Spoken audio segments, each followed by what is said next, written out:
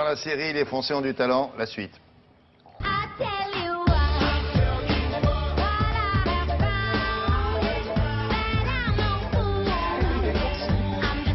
Ils sont bons dans pas mal de domaines et là on va s'intéresser à un artisan, un artiste, les deux. Un artisan d'art, artiste aussi effectivement, il est sculpteur sur bois. Alors, là encore, William, voilà une magnifique rencontre. Visitez l'atelier de Thierry Martenon, parce qu'il s'appelle Thierry Martenon, et ben ça se mérite. Il faut prendre le train, la voiture, les routes de montagne, avoir un peu mal au cœur sur la voiture, sur la route de montagne. Le téléphérique. Arriver, voir un soleil magnifique, la neige qui brille. En Savoie. À Entremont-le-Vieux. Alors, bon, moi et la géographique, mais c'est en Savoie. Voilà, il y a une carte. Et donc, on arrive dans ce petit atelier de ce petit village. Et là, on rencontre un grand monsieur qui sculpte le bois, qui s'appelle donc Thierry. Et il ne pouvait pas faire autre chose dans sa vie. Comment vous le connaissez? Ah, mais parce que je l'ai repéré sur le salon Maisons et Objets. Ah. Et en fait, parce qu'il expose, il est à Atelier d'Art de France et il expose dans un espace. Et en fait, j'ai vu son travail. Atelier Art de France. Donc il y a des artisans qui viennent montrer leurs œuvres, mais destinées à être vendues ou pas? Oui. Ah oui, il vend. Alors, en fait, il vient une fois par an à Paris pour le salon. Là, il rencontre les plus grands décorateurs du monde, les prescripteurs, les acheteurs. Les gens font leur marché, lui font des commandes spéciales. Lui, après, il fait ses collections à lui.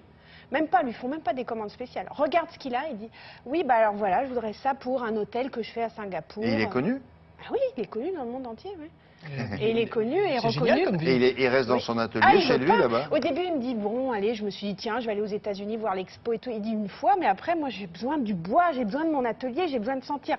Et là, quand on le rencontre, on voit bien que c'est les tripes qui parlent. Et quand il prend des commandes comme ça, il dit à l'Américain, ouais, mais tu viens chez moi à Entremont, parce que moi je ne veux pas chez toi là-bas. Mais non, parce qu'il y a le Internet. Il y a un salon là-bas. Ah, il y a Internet, bien sûr. Et oui, donc en fait, ça se fait plus facilement. Les commandes aussi le font comme ça, il envoie son dessin, etc. Exactement. Bah, on regarde. Et vous allez voir, vous êtes comme moi, pareil, Entremont, amoureuse. le vieux. Je rigole. Il doit y avoir du fromage dans le coin. Là. Oui. Non, eh ben non, pas là. Oh. C'est pas celui-là. Ah, bon, on va pas loin, à mon avis. Bah, pas très loin, mais pas là. Pas là exactement.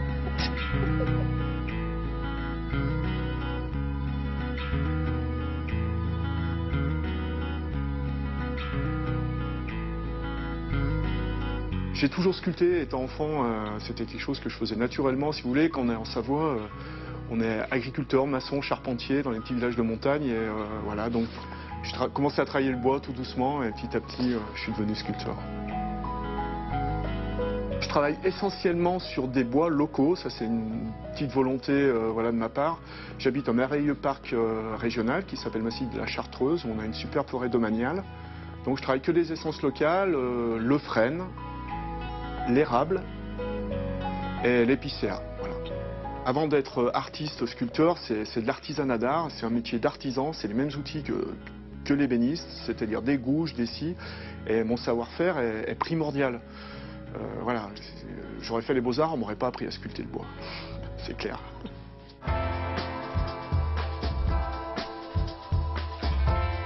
Le secret peut-être de mon travail, je ne sais pas si c'est un secret, mais c'est que j'ai justement quelques techniques particulières et en fait tout réside là-dedans en fait.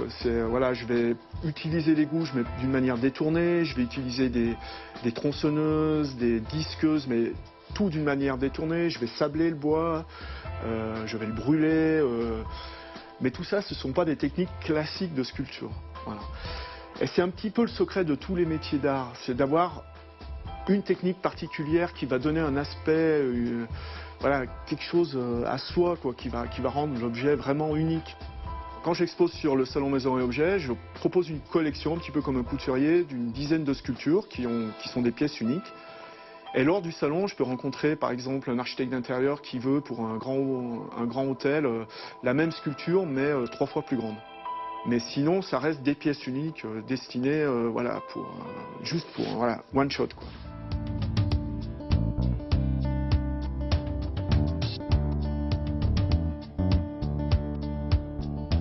Franchement, les métiers d'art, je suis pas sûr qu'on ait une image très avant-gardiste. Moi, quand j'ai appris mon métier d'ébéniste, on m'a appris à faire du Louis XV, des pieds Louis XV, du Louis XVI, etc. Mais jamais de design. C'est en train de changer.